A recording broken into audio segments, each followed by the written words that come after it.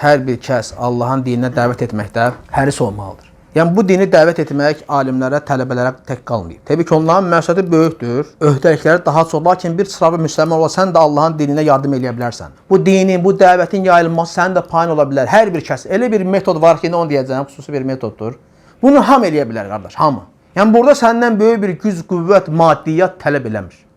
Telefon, dərsləri paylaşmaq. Bugün hamı YouTube'a girir çıxır, sosial şəbəkələrdən istifadə edirsən, Facebook'um var, Instagram'um var, bəzən TikTok'u da var. WhatsApp işlədirsən, qruplarda varsan, qruplar açıb işlədirsən, Telegram və s. sosial şəbəkələrdə qardaş dərsləri paylaşmaq lazımdır. Çətin bir işdir qardaş.